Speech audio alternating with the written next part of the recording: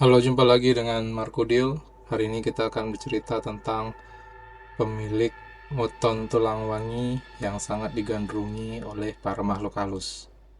Jadi mereka ini setelah melakukan perhitungan berdasarkan kalender Jawa dan pakem Jawa, akhirnya didapatkan seseorang itu adalah pemilik weton tulang wangi. Jadi pemilik weton tulang wangi ini sangat digandrungi oleh para makhluk halus. Sumber cerita kali ini berasal dari Ibu Kinasih. Usianya sekitar 40 sampai 45 tahun. Di rumahnya dia itu tinggal sendirian. Orang tuanya sudah meninggal. Jadi yatim piatu. Sejak kecil, Ibu Kinasih ini sudah punya teman gaib. Dia manggilnya Ratih.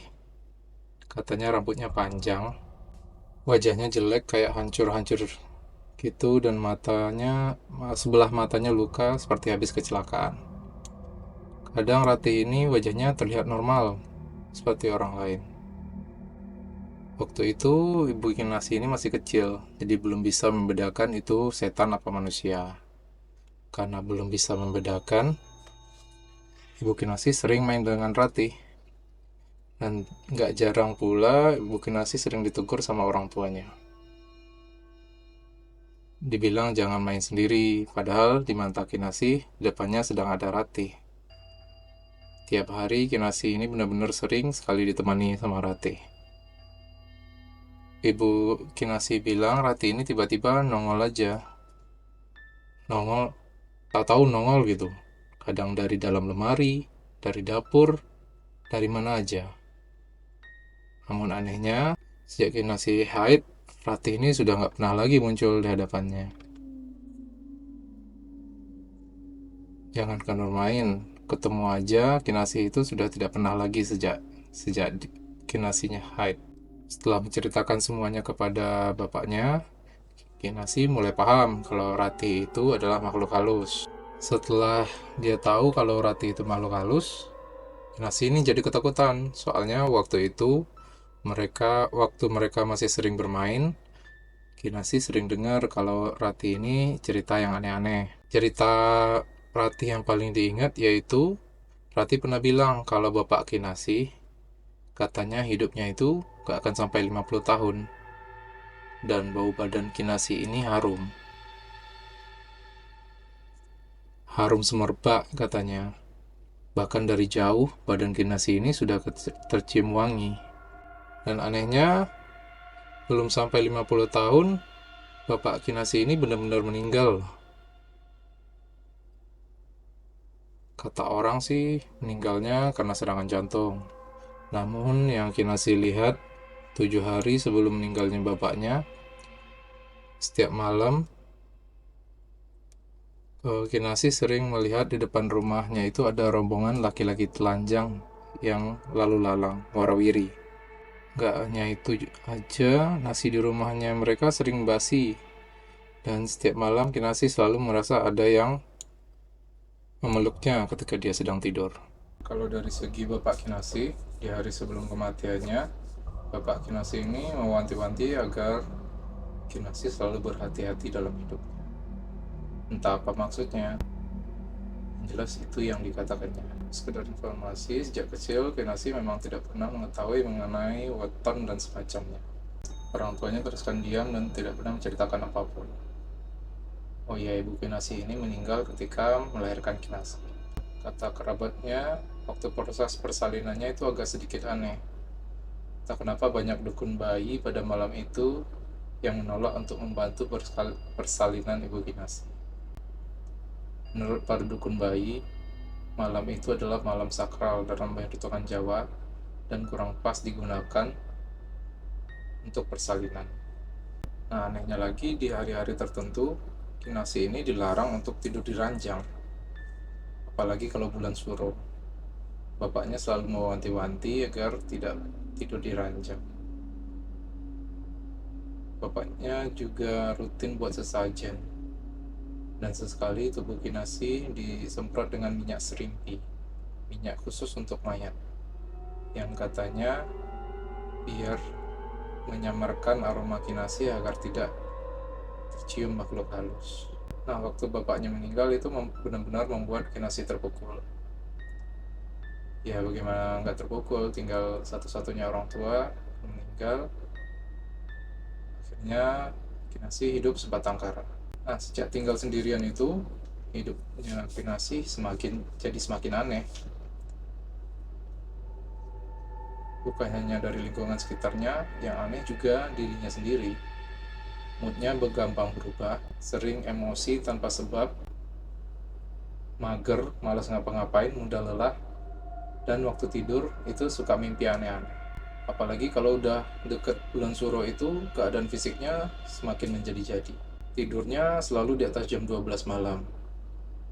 Pikirannya selalu gelisah, tanpa sebab, ditambah lagi di sebelah telinga kirinya selalu mendengar suara aneh seperti bisikan yang tidak jelas suaranya. Dan bagian pundaknya itu terasa berat seperti sedang menggendong seseorang. Semuanya menjadi semakin aneh ketika ada orang yang akan meninggal dunia. Kinasih selalu melihat rombongan orang berbaju hitam yang sedang membawa keranda mayat itu warawiri di depan rumahnya. Rombongan itu seperti sengaja warawiri di depan rumah Kinasih setiap jam 12 malam.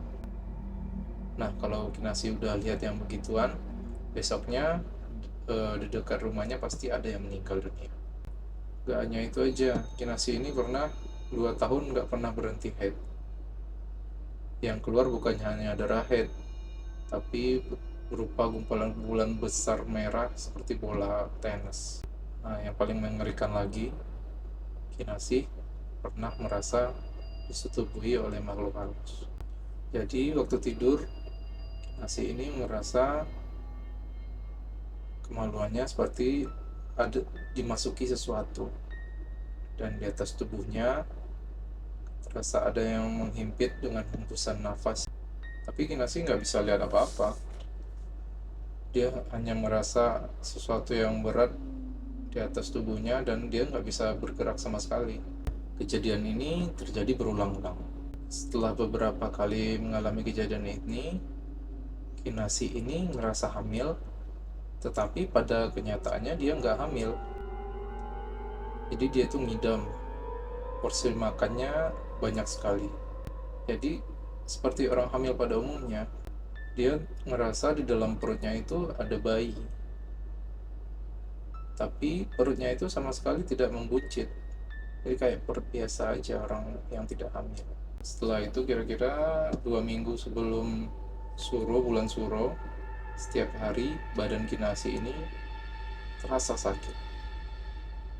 Nyeri, semua badan nyeri, leher terasa panas, dan ada perasaan yang seperti sedang diperhatikan oleh seseorang. Keadaan rumahnya juga udaranya selalu terasa dingin. Gak hanya itu, dalam ke rumahnya yang biasanya itu hawanya dingin, waktu itu jadi terasa panas. Dan juga terdengar suara orang mengobrol di dalam rumahnya, padahal di rumah itu cuman ada Kinasih.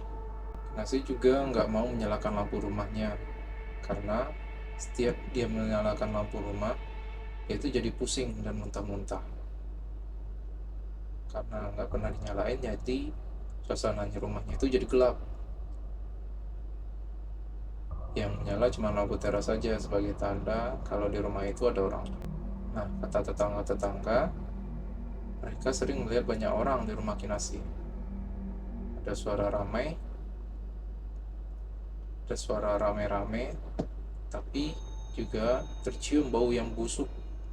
Sebagai informasi, ini rumahnya Kinasih ini termasuk rumah yang cukup mewah untuk ukuran desa di tempat dia tinggal, dan banyak barang berharganya. Tapi gak tahu ini kebetulan atau tidak, gak pernah ada maling yang menghampiri rumah ini. Padahal mereka tahu kalau di rumah itu cuman ada satu orang, yaitu Kinasih. Nah, pernah ada cerita yang beredar kalau dulu sempat pernah ada maling yang mau membobol rumah Kinasih waktu Kinasih sedang kerja. Tapi maling itu malah lari karena takut melihat di dalam rumah itu banyak orang yang berpakaian aneh. Nah, malam itu Kinasi tertidur lelap karena habis capek kerja seharian. Lagi enak-enaknya tidur, tiba-tiba dia merasa ada yang memeluk dari belakang. Tangannya itu benar-benar kerasa, dan terasa hembusan nafas di tengkuknya. Reflekslah Kinasi ini menoleh ke belakang. Ternyata ada sosok laki-laki yang wajahnya ini rata. Baunya busuk, dengan warna kulit yang putih pucat, seperti orang habis tenggelam. Kinasi kaget dong. Dia langsung lari keluar dari kamar tidurnya sambil menangis, teriak meminta pertolongan tetangga. Namun, gak ada tetangga yang terlihat menolong. Padahal tetangga itu semuanya dengar teriakan Kinasi. Tapi mereka cuman ngintip dari rumahnya, gak berani buat nolong. Nah, untuk alasan tetangga gak mau nolong ini gak ada yang tahu. Mungkin mereka punya cerita sendiri yang Kinasi tidak tahu alasannya apa. Singkat cerita, sejak kejadian itu Kinasi gak pernah lagi tidur di atas ranjang. Dia ingat kebiasaannya dari kecil waktu bapaknya masih hidup.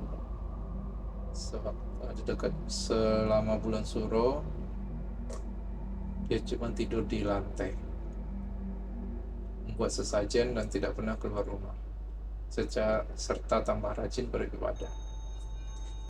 Puncaknya karena penasaran dengan apa yang dialaminya, Kinasi akhirnya mengunjungi kenalannya yang ahli dalam hal-hal paranormal.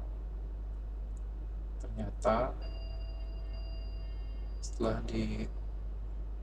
setelah dihitung-hitung wetonnya dan mendengar cerita tentang Kinasi, temannya bercerita kalau Kinasi ini termasuk ke dalam pemilik weton Tulangwangi, yang mana weton ini adalah weton yang digandrungi oleh makhluk halus. Gak hanya suka, pemilik weton ini juga kerap digunakan makhluk halus sebagai perantara untuk berkomunikasi. Nah, hal inilah yang membuat pemilik weton ini banyak jadi incaran makhluk halus. Nah, kenapa setiap Suro Bapak Kinasi dulu melakukan aktivitas aneh seperti tidur di lantai, buat sajen, potong rambut, dan semacamnya? Ternyata itulah kegiatan yang dipercaya sebagai tolak bala agar Kinasi dijauhkan dari segala mara bahaya.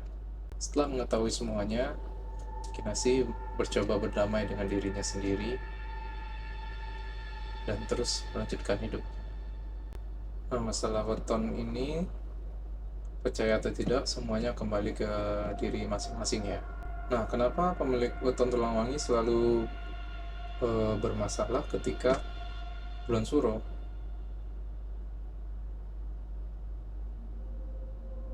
Nah, seperti yang dipercaya, bulan Suro itu adalah bulannya makhluk halus. Di bulan tersebut, penghalang antar makhluk halus dan manusia itu merenggang. Di Pulau Jawa, ketika bulan Suro, dilarang untuk melakukan acara pernikahan, pindah rumah, dan sebagainya.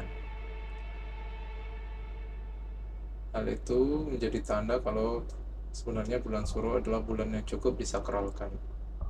Oke, begitu cerita tentang pemilik weton Tulangwangi yang mendapat gangguan dari kecil hingga pernah disetubuhi oleh makhluk halus sehingga merasa hamil walaupun sebenarnya tidak hamil. Sampai jumpa di cerita-cerita dengan Markudil selanjutnya. Terima kasih.